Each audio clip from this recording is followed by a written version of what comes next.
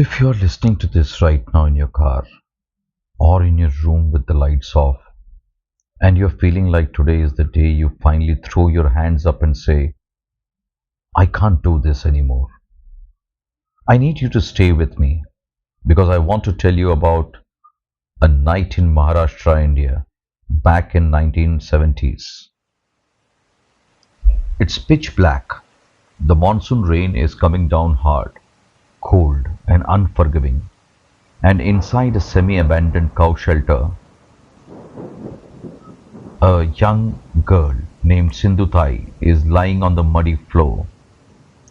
She is completely alone. Hours earlier, her husband had beaten her semi-conscious and kicked her out into the street. Her own mother had slammed the door in her face, and right there, in the dirt, surrounded by terrified animals, she goes into intense labor. She gives birth to a baby girl. Imagine the sheer terror of that moment. You are 20 something. You have no money, no home, no food. Your body is broken from a beating, and you realize the umbilical cord is still attached. There is no doctor. There are no scissors. There is no one coming to help you. So, what do you do when the world has entirely abandoned you? Do you give up? No one would have blamed her if she did. Instead, Sinduthai crawls through the mud.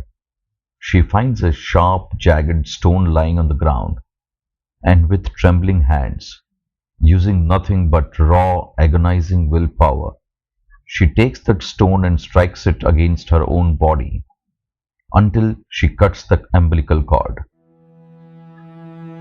She survived that night, but the struggle didn't end. To keep her baby alive, she had to beg on railway platforms. To stay safe from predators at night, she slept in the cemeteries next to the funeral pyres because she knew nobody would come looking for a young woman among the dead. She was at absolute zero. But here is the miracle of human grit. Sinduthai didn't just survive. As she begged for scraps of roti, she started noticing other abandoned children on the streets, orphans with no one. And instead of hardening her heart, she opened it. She started sharing her begged food with them. She became their mother. Just before the breakthrough. Welcome to Not Yet, just before the breakthrough. I am your host. This is a podcast for anyone who feels like quitting today. We don't care about the highlight reels here. We care about the dark, messy middle. Because if Sinduthai could cut that cord in the dark, you can make it through the next hour. Let's talk about how she did it.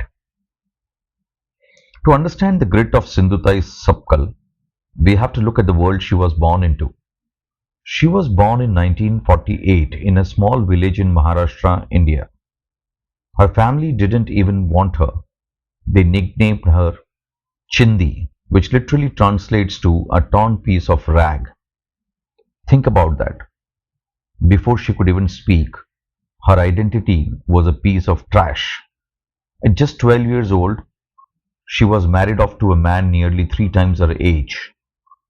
She went from being an unloved child to an abused wife, but Sinduthai had a spark in her.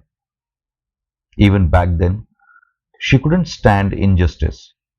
When local landlords were cheating the poor village women out of their labor, she stood up. She fought for them, and she won. But her victory came at a terrible price. The angry landlords retaliated by telling her husband false stories about her fidelity. Terrified of the social stigma, her husband beat her brutally and threw her out in the monsoon rain when she was 9 months pregnant. We already know what happened in that cow shelter. We know about the stone, but what happens after you survive the worst night of your life? This is the part of the story most people skip.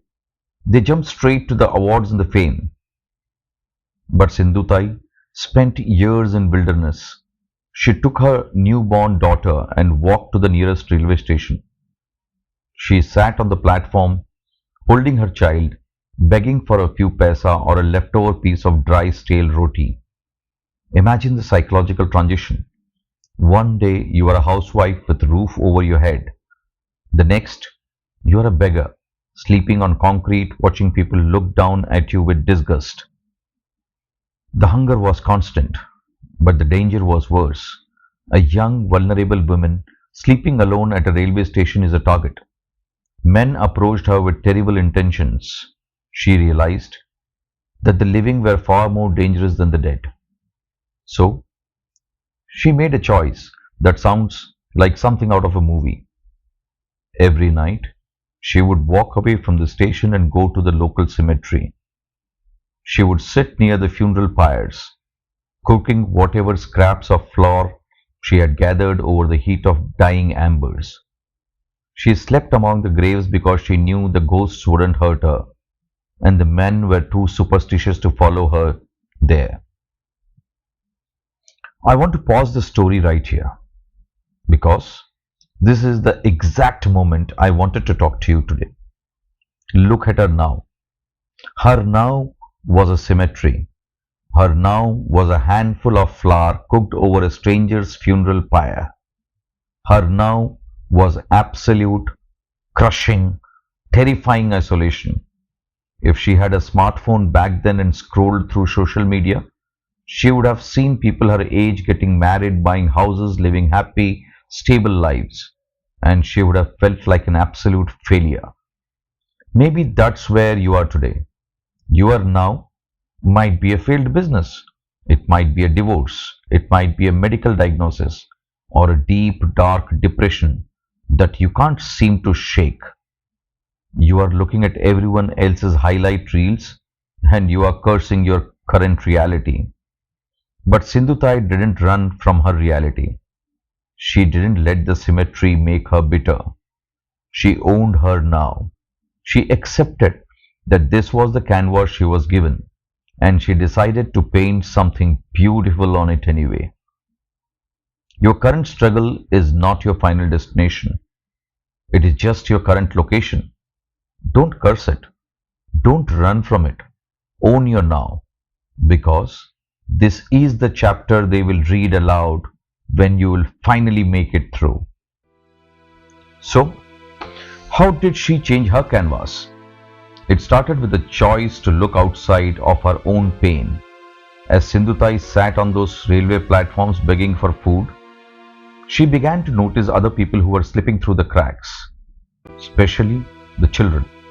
Orphaned kids, abandoned by their parents, begging for scraps, crying in the dark just like she had. She was still starving. She was still homeless.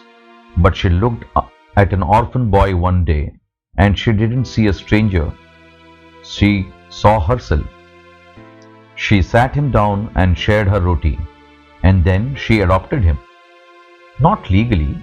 She didn't have papers. But emotionally. She became his mother. Then she found another and another and another. To make sure she never discriminated between her biological daughter and her adopted orphans, she made the ultimate sacrifice. She gave her biological daughter up to a trust so that she could treat every single street child with the exact same fierce, unbiased, motherly love. For decades, she raised money by singing on trains, begging in villages, and speaking to anyone who would listen. Slowly, the very society that had thrown her out began to look at her in awe. The women they called a torn piece of rag was single-handedly doing the work of an entire government. Over her lifetime, Sinduthai Sapkal founded multiple orphanages. She legally adopted and raised over 1,050 children. From her nurseries came doctors, lawyers, engineers, and teachers.